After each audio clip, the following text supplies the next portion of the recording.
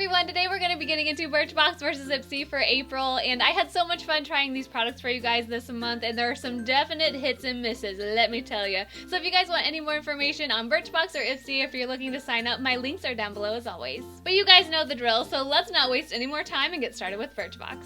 As far as the box goes, I did get a curated box this month, and I'm not sure if this was the one by Rifle Paper Company, or if like all of the boxes were designed by them, but whenever I go to the sample choice emails and I don't really see something that I want to choose, I do typically go for a curated box. As far as the theme goes though, I don't see anything like super noticeable on the card. It does say make it bloom like in little letters, so I don't know, I guess we'll go with that. Getting into my least favorite product out of all of these samples this month, it was another hair product from Parlor. Okay, can we just stop here because I have gotten so many of these lately, like so many. So this is the Parlor by Jeff Chastain Volumizing Lifting Spray, and the full size is $24.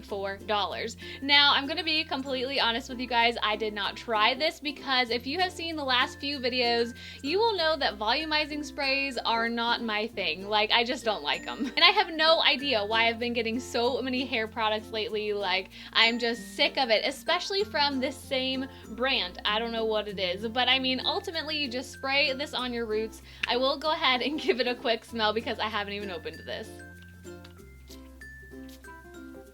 I don't know, it doesn't smell too bad. The spray though, I mean, I keep spraying it, it's probably not good, but it seems to spray out kind of harshly, like in a jet, rather than like a super fine spray. But yeah, I like really smooth, clean, soft hair, and whenever I use something like this, my hair just feels dirty. Even though it does have texture, I just don't like the way it feels, so this one was a no-go for me. Next is something from Dr. Jart Plus, and this is the Liftra Contour Cream, and the full size, are you guys ready for this, is $60. I'm gonna read you the little description on this because when I got this, I was looking at it for like 5 minutes because there are no directions on like the little package, and I had no idea what this was even for. So it does say that this is a high-tech, first of its kind collagen producing cream that visibly firms, lifts, and plumps the skin. So when I sat down to use this for the first night, I was so confused. I mean, I looked at the package, like I said, for 5 minutes, and I was like, you know what, I just need to get online. So I hunted down my phone, I went on Sephora's site, and even then, I didn't think it was super clear. So yeah, what I got was that you're supposed to like put this on this little rolly ball and like roll it on certain parts of your face that you wanted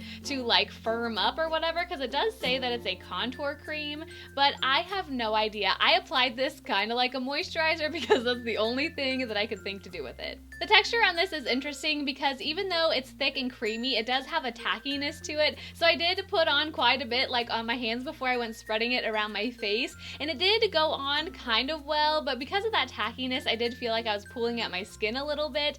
But I will say the overall effect felt nice, it absorbed pretty well, and it also was fairly moisturizing, which I was surprised to see. I used this maybe twice and I just didn't notice anything. So for me, this was a little bit of a waste because I just felt silly using it on its own without that tool, because I really thought that after reading over the site, they were really supposed to go together. So I'm not sure why they just included this because for me, it just didn't really make sense. Next up is the skincare product from Marcel, and this is the 3-in-1 Micellar, I think is how you say it, solution, and the full size is $21. Guys, tell me how you say this because I called it a molecular water for so long, but I swear I just saw a commercial and I think it's Micellar, right? So you've probably seen products like this in the store. I know Simple has one, but also Garnier just came out with that one too, and it was nice. As far as this one goes, I did use it about 3 times, and like now that I'm shaking it up, guys, it's getting filled with bubbles, but I hope you can see where the line is on this because that is after 3 uses, only 3. I do have a history with trying these. I mean, I think the concept is really cool because it's essentially a water that is really nice and hydrating, but it just breaks down the makeup like crazy. Personally though, I am not a fan of products like this for a few different reasons. One, I feel like the makeup cleansing towelettes are just way easier to use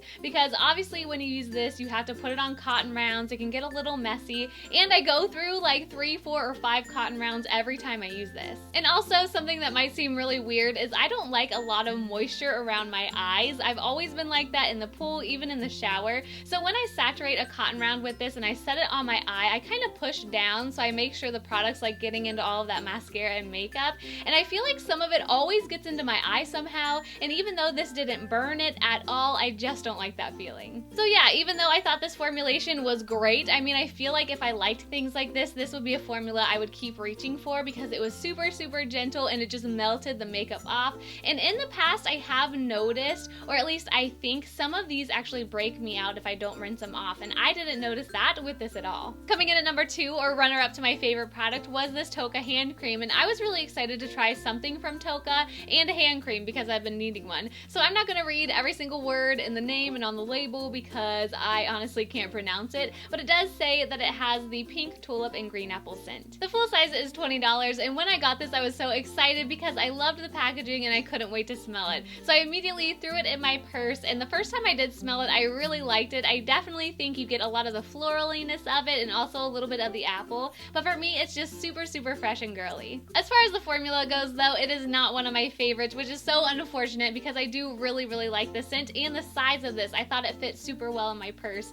As far as the formula goes though, it does go on the hands nicely. It's nice and thick and creamy, and it doesn't feel too greasy, but I just feel like a lot of the moisture sits on top of the skin. And for me at work, I'm washing my hands a lot and I do need a lot of moisture, so I didn't think this really, really made them super soft and silky. I just didn't feel like a lot of that moisture was soaking in, and I felt like I had to reapply it a lot. So I do think I'll keep this in my purse and use it up just because I do love the packaging and the scent and the way it feels, but like I said, I just don't think it's the most moisturizing thing out there. And for me to like have to special order a lotion, which I would totally have to do because I've never seen this in stores, it has to be amazing. Drum roll please, are you guys ready for my favorite thing of the box this month? When I opened it up, I was so excited to see something from Laura Geller. I haven't tried something from her in a really long time. So this is the Baked Blush-n-Brighten, and the full size is $28. I've only tried a couple things from Laura Geller, and one was their Balance and Brighten, that baked powder, and I remember really liking it because I think I used the entire thing. But as far as the blushes go, I don't think I have ever tried one, and I've heard a lot about them. When I first got this though, I did think that it looked quite small, but I love how they stuck with the original packaging because like it even has this little mirror and it is just so cute. And as far as like the color goes, I was a little worried too because when I looked in here for the first time, it looked like a really fallish shade. Like it looks kind of deep and kind of berry. So even though I had to be conscious of like loading my brush up and making sure I had enough on there, the pigmentation on my cheeks was beautiful as well as the color. It definitely comes off as more of a peachy pink, and I love the way this looks when it catches the light. So for this time of year, I have been loving it because I know like really dewy highlighted skin is in right now, and even though I love adding a separate highlighter, which I kind of did today, not all of this that you're seeing right now is from this blush, but I just love the subtleness of it because it really wakes up your complexion. It has beautiful color on the cheeks, great pigmentation, and I just love the overall way this makes my skin look. So that was everything that was in my Birchbox for April, and after looking over everything, I didn't think it was that great of a month at all. I mean, the products were good, the sample sizes were pretty good too, but as far as me getting super exciting and loving a product, it kind of missed the mark. So with that being said, I'm gonna give Birchbox only a 4 out of 10, so let's go ahead and see how Ipsy compares. So here's the little tie-dye bag for the month, and I must say I wasn't a huge fan, and as far as the theme goes, it was Dreamers. As I'm sitting here ranking everything, I gotta say this is another case of me ranking things but not really hating anything, which I think speaks volumes. But getting into the thing that did come in last place, unfortunately, is this product from Moroccan-Oil. This is the Moroccan-Oil treatment for all hair types, and I have used this in the past.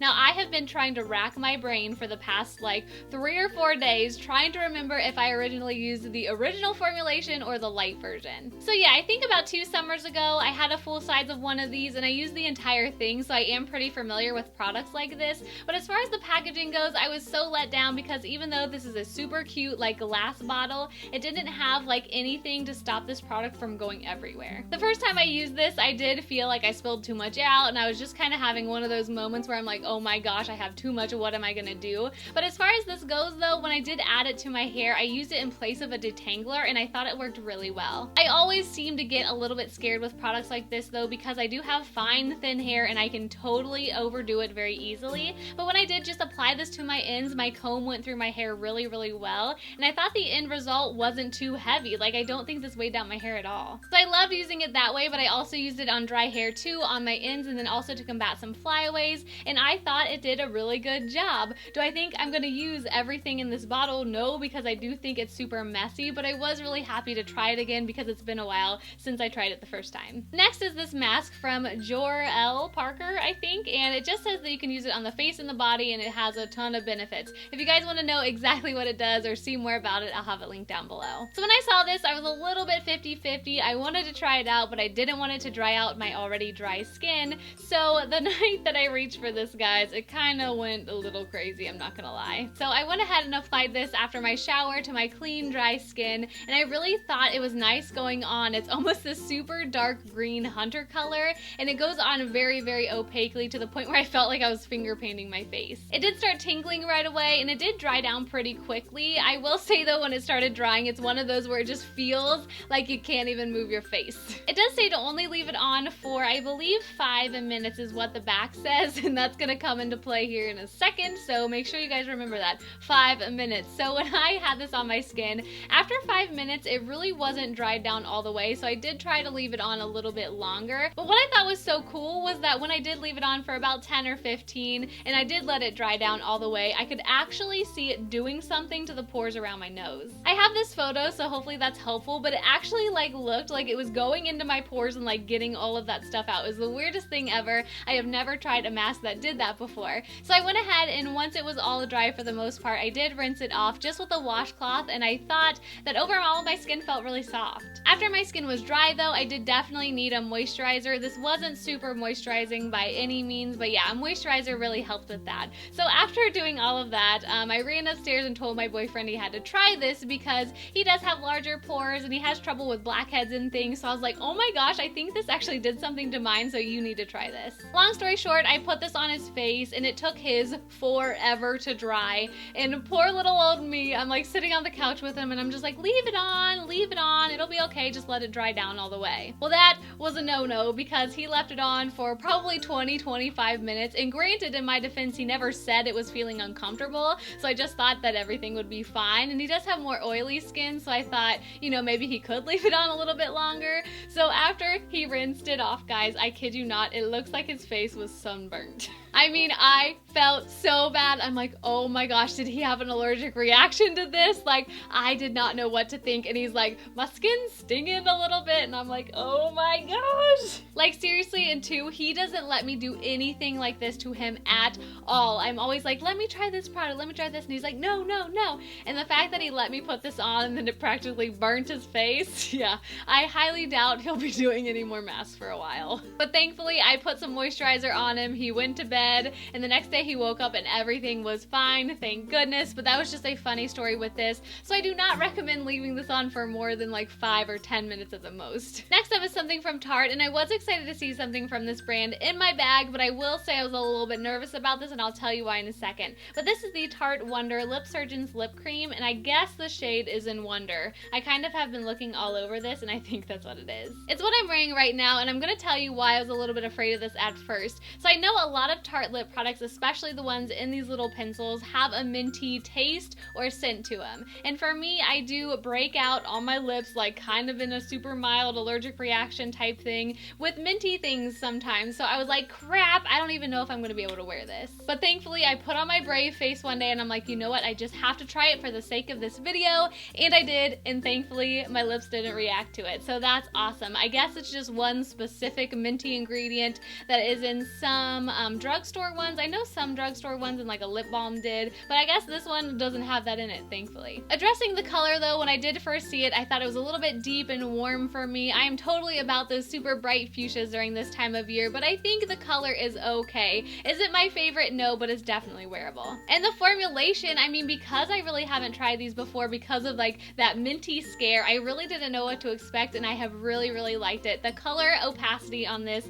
or like the color payoff, is amazing. I feel like overall they are super comfortable on the lips, and I like how precise they are with this little pointed tip. As you can see here, I should have opened that to show you. Up next is something from Trust Fund Beauty, and in the past I have had so much luck with them. I got a nail polish, and I think one of my Ipsy bags, was it last month or the month before, and I loved the formulation, but I was super happy to see that this was a highlighter. And it's called That Glow Though. I mean, like, literally, that's all it says on here. When I saw that it was in this twist up formula, part of me was excited because I was like, oh my gosh, that'd be super easy to apply to my cheekbones. But then again, I was like, oh man, because the formula has to be spot on for it to not be too hard to work with. But thankfully, I've really been liking this, and I do have it on my cheekbones today. The color on this is definitely like a pinky champagne color, and I think it is beautiful, and it's not too much, which I really enjoy. So I have gotten used out of like using this on my face just from this little stick form, and it does a really nice job. But I also have applied it like on my finger and then put it on my face that way too, and both ways work really well. I do see little bits of like sparkle in there, which now that I'm looking at it, I never really noticed that before, but honestly on my face I don't even notice them. This is not gonna give you that crazy super highlight which you see going on a lot in YouTube videos these days, but if you do want that, use this as a base and then put something else on top. And last but not least, in my Ipsy bag, my favorite thing, can you guys guess? Yes, it's a brush. Oh my gosh, I just love getting brushes.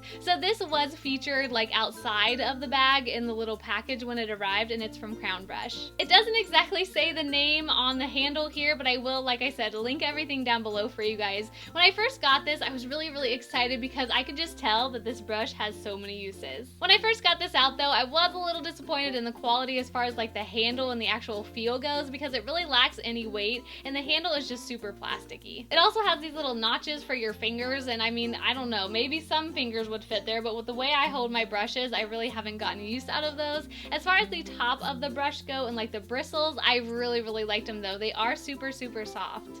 Powder under the eyes. I've been using it with my, whoa, there's a bug! Whoa, there's a bug! I've been using it to get little particles off my cheeks, like if my mascara is flaking or something. I've been using it to powder under my eyes. I feel like it would work great with blush, but I've also been using it when I bake my under eye area to get off any excess powder. I really like the length of these bristles and the fact that it's kind of like a duo fiber. Like I said, the name of this is not on the handle, so I mean, I'm kind of just guessing, but by the look of it, it looks like a duo fiber brush to me. But yeah, it's just super soft and lightweight and great for those little touch-ups. So that was everything that was in my Ipsy bag for the month of April, and Ipsy is the winner hands down this month, guys, with a 9 out of 10. Let me know what you guys got in your bags or boxes down below. As always, I love hearing what you guys got, and if you have a little bit more time here on YouTube, make sure to click that little eye for some of my other recent uploads. But other than that, I hope you guys are having a great day. As always, thank you so much for watching, and I will see you next time. Bye!